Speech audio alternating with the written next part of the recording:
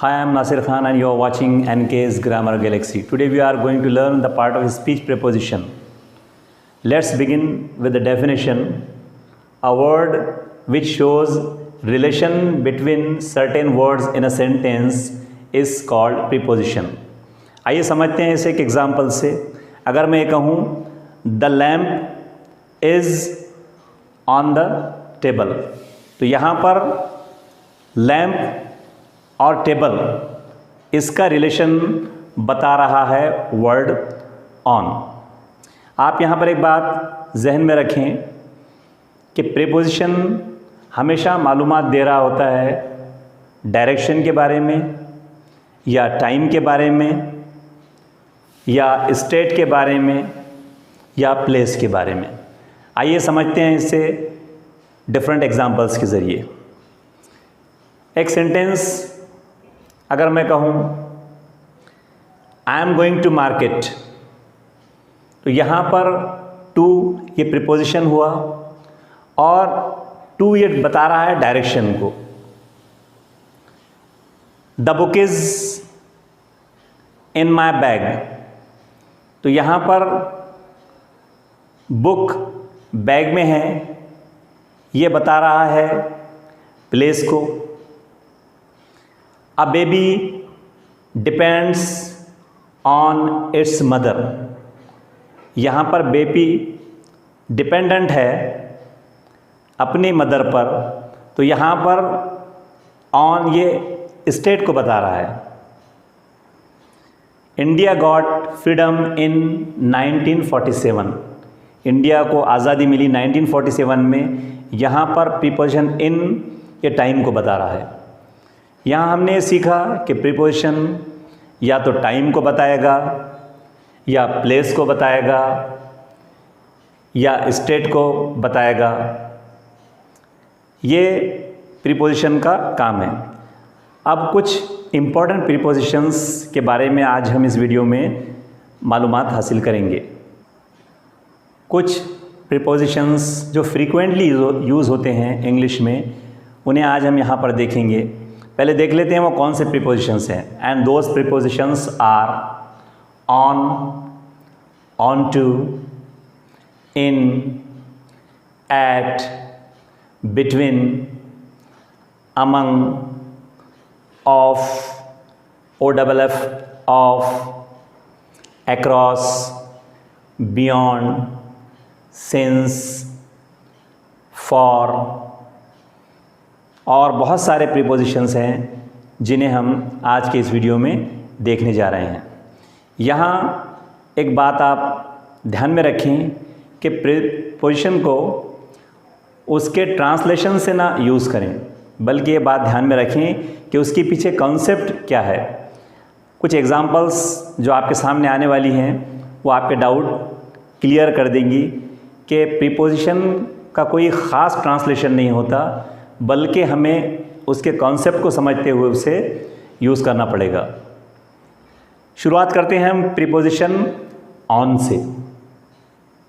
Preposition on, मैं एक example देता हूँ आपको. The Taj Mahal is on the bank of Yamuna river, Taj Mahal Yamuna river के किनारे है. यहाँ पर प्रीपोजिशन ऑन ये प्लेस को बता रहा है. प्रीपोजिशन ऑन प्लेस को बताता है तो उस वक्त हमें ये ध्यान में रखना पड़ेगा कि वो जो चीज़ है, वो थिंग है, वो किसी सरफेस पर है, किसी सरफेस पर है. That particular thing which is being mentioned is on a particular surface. जैसे ताजमहल ये यमुना रिवर के बैंक पर है, उसके किनारे है. द वास इज़ ऑन द टेबल, वास ये टेबल पर है. इस बात का आप ध्यान रखें. तो टेबल के सरफेस पर वास है, तो ऑन ये जब किसी सरफेस पे कोई चीज़ टिकी हुई होती है उस वक्त हम यूज़ करते हैं. एक ये यूज़ है उसका.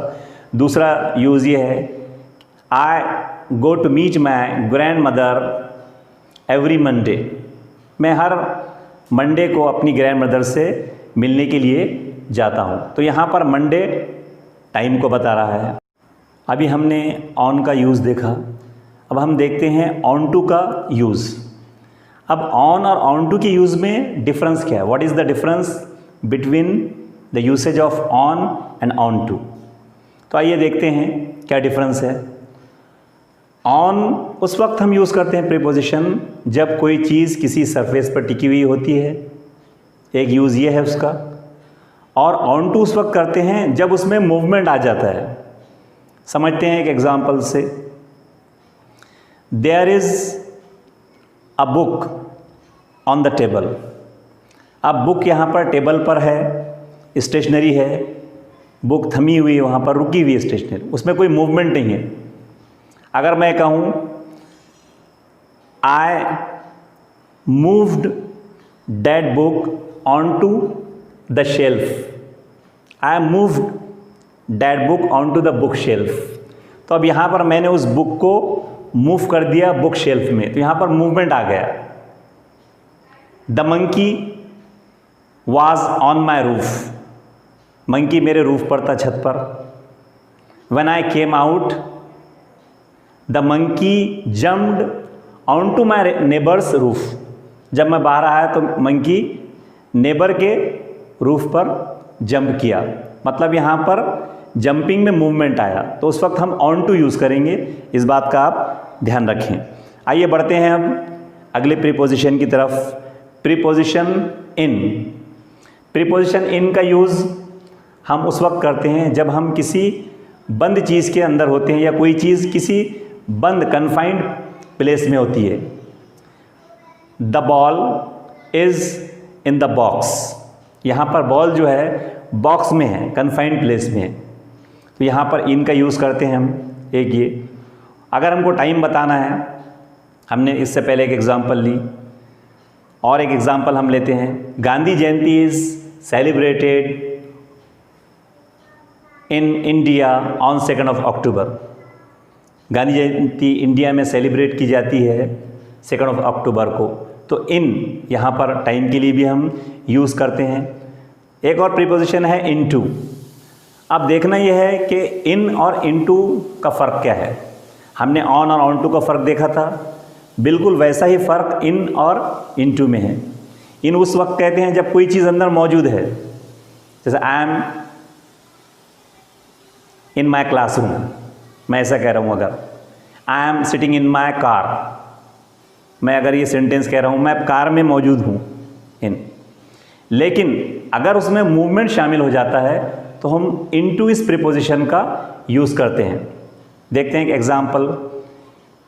Michael Phelps was swimming into the swimming pool, तो यहाँ पर स्विमिंग में मूवमेंट है, इसलिए इन की बजाय इनटू इस प्रीपोजिशन का यूज़ किया गया।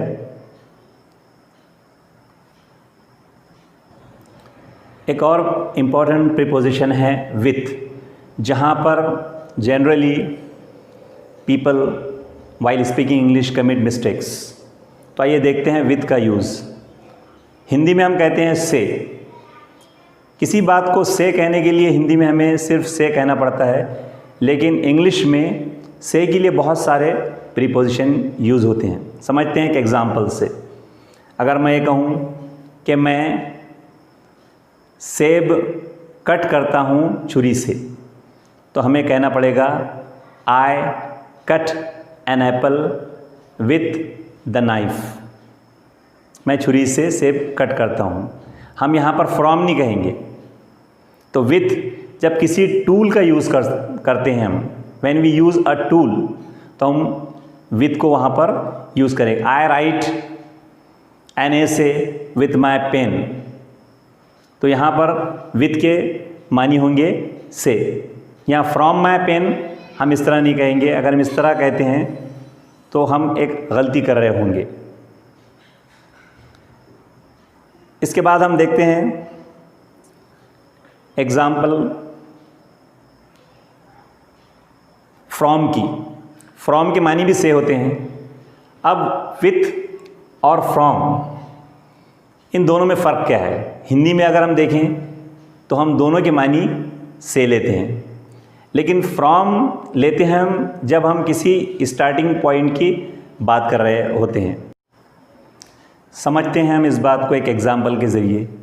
अगर हम कहते हैं I study at my home daily from 8 PM to 11 PM, तो यहाँ पर स्टार्टिंग पॉइंट है हमारा फ्रॉम, कि मैं स्टडी कर रहा होता हूँ 8 PM से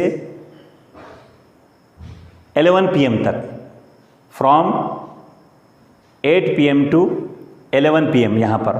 तो फ्रॉम स्टार्टिंग पॉइंट है यहाँ पर। तो फ्रॉम हम से के सेंस में लेते हैं, तो उस से का sense I came from Mumbai yesterday, मैं कल मुंबई से आया, उस वक्त भी हम फ्रॉम का यूज़ कर रहे होते हैं। अब एक और प्रीपोजिशन है जिसका यूज़ हम फ्रॉम की तरह करते हैं, लेकिन वहाँ हम फ्रॉम को यूज़ नहीं कर सकते। वो प्रीपोजिशन है सिंस। अब सिंस का यूज़ देखते हैं। सिंस जब हम यूज़ कर रहे होते हैं तो हम किसी स्टार्टिंग पॉइंट की बात कर रहे होते हैं। वो स्टार्टिंग पॉइंट एग्जाम्पल के ज़रिए हम समझते हैं कि it has been raining since morning. तो यहाँ पर इट हैज़ बीन रेनिंग, बारिश हो रही है। तो बारिश कब से हो रही है? सिंस मॉर्निंग, सुबह से। तो सुबह ये उसका एक स्टार्टिंग पॉइंट हुआ। I have been living in Delhi since 1990। तो मैं दिल्ली में रह रहा हूँ। कब से रह रहा हूँ? तो सिंस 1990 से। तो रहने का स्टार्टिंग पॉइंट है मेरा 1990, तो वहाँ से मैं रहता हुआ चला आ रहा हूँ। तो सिंस के यूज़ में एक बात आप ध्यान रखें, एक मिस्टेक जो जनरली स्टूडेंट्स और इंग्लिश स्पीकर कमिट करते हैं वो ये है कि हम किसी भी टेंस के साथ सिंस यूज़ करते हैं, जो कि सही नहीं है। हमेशा ख्याल रखें, since is used with perfect tenses only.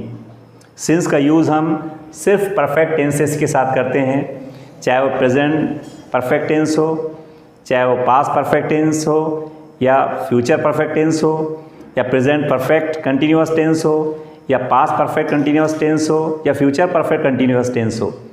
Means since can be used with perfect tenses only. हम सिंपल पास्ट टेंस के साथ में और दूसरे टेंसेस के साथ में सिंस को यूज़ नहीं करेंगे। इस बात का आप ध्यान रखें। ये था सिंस का यूज़।